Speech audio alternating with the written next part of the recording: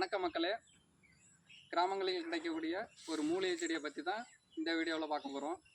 இந்த செடியை இப்போ நடவு செய்ய போகிறோம். வாங்க வீடியோக்குள்ளே போகலாம்.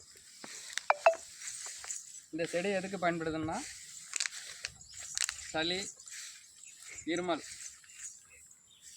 இதற்கு பயன்படுது. இப்போ இந்த செடியை எப்படி நடவு செய்யலாங்கிறத இந்த வீடியோவில் பார்க்கலாம். இந்த செடியை பார்த்துக்கிட்டிங்கன்னா வேலி ஓரத்தில் வச்சா தான் இது படர்ந்து நல்ல இலையெல்லாம் நிறைய இதாகும், படர்ந்து எங்கே பார்த்தாலும் வரும். ரெண்டாவது பார்த்திங்கன்னா இதில் இந்த செடியில் பார்த்திங்கன்னா முள் இருக்கும், இலையிலையும் முள் இருக்கும். பின்பக்கம் அந்த கிளை இது செடி காம்பு எல்லாத்துலேயுமே அப்படியே பார்த்திங்கன்னா வெறும் முள் தான் இருக்கும். அதனால் இதை வேலி ஓரத்தில் வைக்கிறது நல்லது. பார்த்திங்கன்னா நம்ம இப்போ இந்த கிழுவ வேலியில் வச்சா அப்படியே படர்ந்து வரும் அப்படின்ட்டு நம்ம அந்த வேலி ஓரத்தில் எப்படி நடவு செய்கிறோங்கிறத பார்க்கலாம் மக்கள்.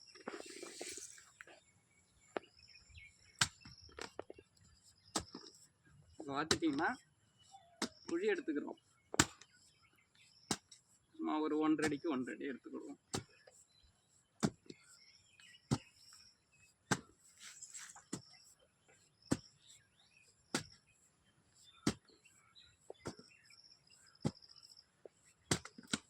இது மூலிகை செடிங்கிறதுனால ரசாயன உரமெல்லாம் போட வேண்டியதில்லை.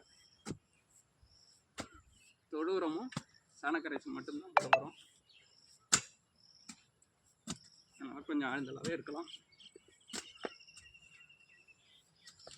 குழி எடுத்தாச்சு மக்கள்.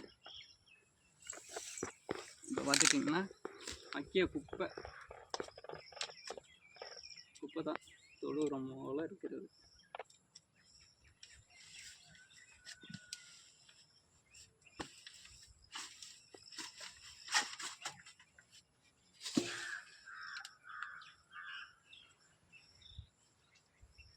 முக்கிய தொழு உரம் போட்டாச்சு.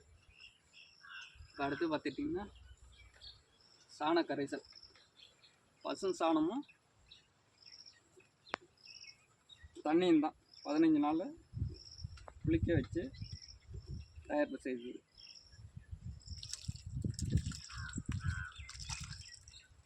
அப்படியே ஊற்றிக்கிறோம்.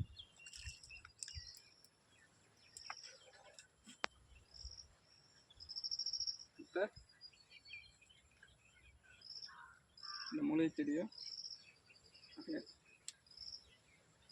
கையால் கொஞ்சம் ஒரு அரை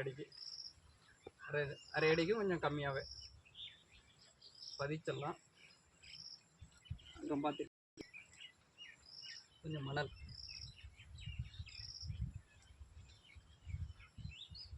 அவ்வளோதான் மக்கள். இப்போ நடவு செஞ்சிருச்சு.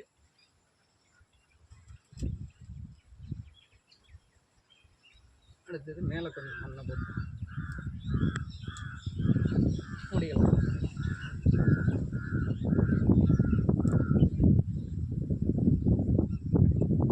சளி, இருமல் கண்ட்ரோல் பண்ணக்கூடியது.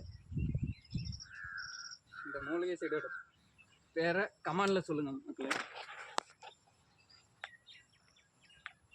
இதனுடைய இந்த மூலிகை செடியோட பேரை அடுத்த வீடியோவில் நான் பதிவிடுறேன் நண்பர்களே. பிடிச்சிருந்தால் லைக் பண்ணுங்கள், ஷேர் பண்ணுங்கள், கமெண்ட் பண்ணுங்கள் மக்களே.